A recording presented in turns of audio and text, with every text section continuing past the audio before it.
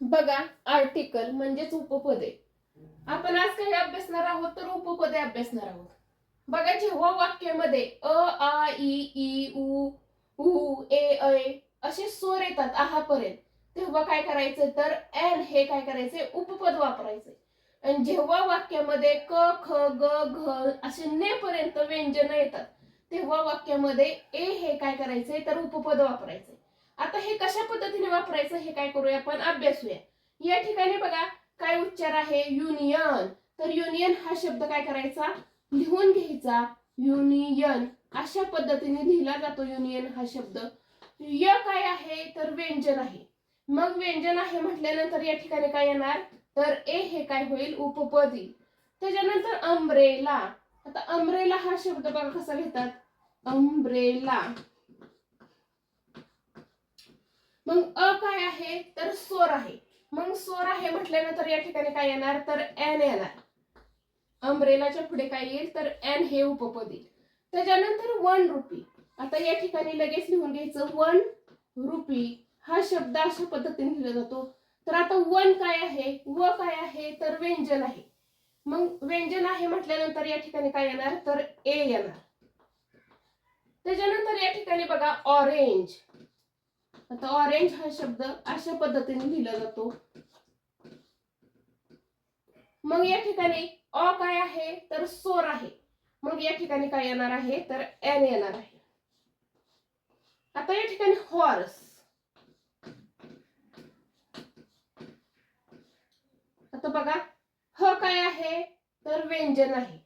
मग याच्या पुढे काय येणार आहे ए येणार आहे. हॉर्सच्या पुढे काय येईल तर ए येईल. त्याच्यानंतर बघा या ठिकाणी HOUR म्हणजेच काय तर आवर. आता या ठिकाणी काय आले आ आलाय. आ काय आहे स्वर आहे. मग या ठिकाणी काय येणार तर एन येणार.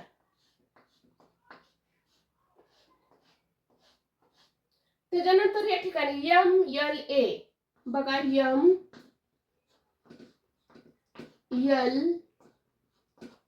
आणि ए अशा पद्धतीने लिहिले जाते. मग ए काय आहे तर स्वर आहे. मग याच्या पुढे काय येणार तर एन येणार. त्याच्यानंतर एलिफंट. आता एलिफंट हा शब्द कशा पद्धतीने लिहिला जातो एलिफंट. मग ए काय आहे तर स्वर आहे. मग स्वर आहे म्हटल्यानंतर एलिफंटच्या पुढे काय येणार तर एन हे काय होईल उपपद येईल. अशा पद्धतीने आपल्याला काय होईल तर ए आणि एन कधी वापरायचं हे लगेच लक्षात येईल. आता बघा द केव्हा वापरायचं. जगातील कोणतीही एक गोष्ट असेल तेव्हा काय करतात तर द वापरतात. आता या ठिकाणी बघा ताजमहल. ताजमहल काय तर एकच आहे. म्हणून ताजमहलच्या पुढे काय येणार आहे तर द हे उपपद येणार आहे. त्याच्यानंतर सन. सन म्हणजे काय सूर्य. सूर्य काय एकच आहे. म्हणून सनच्या पुढे काय येईल तर द हे काय होईल आर्टिकल येईल. त्याच्यानंतर बघा गंगा. तर गंगा नावाची काय तर एकच नदी. म्हणून या नावाच्या पुढे पण काय येणार आहे तर द येणार आहे. त्याच्यानंतर मून. मून म्हणजे काय चंद्र. चंद्र पण काय आहे एकच आहे.